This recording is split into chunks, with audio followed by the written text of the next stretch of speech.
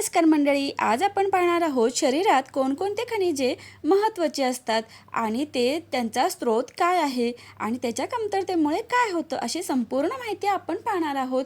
Video शेवटपर्यंत नक्की पहा.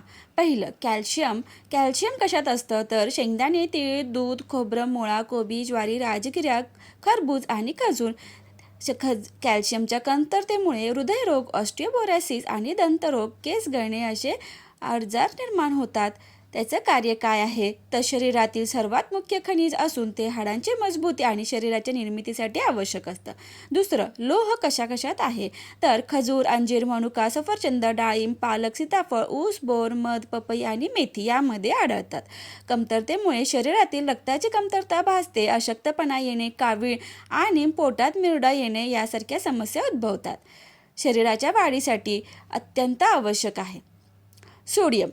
सोडियम कशात असतं तर मिठामध्ये पाणी, बटाटा, आलं, लसूण, कांदा, मिरची, पालक, सफरचंद, कारलं यामध्ये असतं आणि त्याच्या कमतरतेमुळे रक्तदाबाशी निगडीत समस्या होणे, निद्रानाश होणे, अंगदुखी, अपचन, मूळ व्याधीसारखे आजार, मोतीबिंदू, बहिरेपणा, हात आणि पाय कडक होणे यासारखे समस्या निर्माण होतात.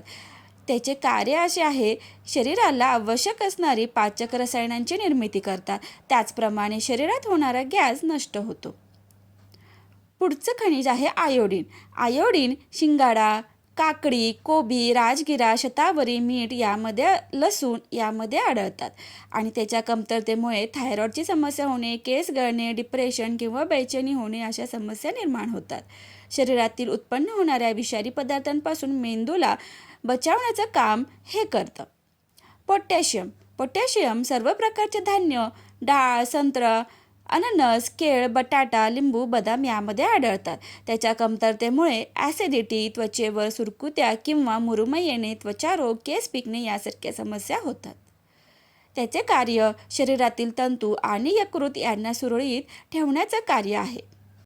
फॉस्फरस कशात असतं तर दुधामध्ये, पनीर, डाळी, कांदा, टोमॅटो, गाजर, जांभळ, पेरू, काजू, बदाम, बाजरी आणि चणे यामध्ये असतं आणि त्याच्या कमतरतेमुळे ऑस्टिओपोरोसिस, गती मंद होणे, मानसिक थकवा होणे आणि दंतरोग यासारख्या समस्या होतात.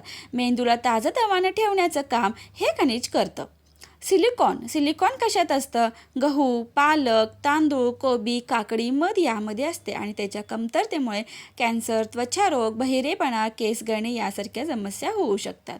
त्याचं कार्य जननेंद्रियांची कार्यक्षमता वाढवून शरीरातील तंतूंना मजबूत करतात.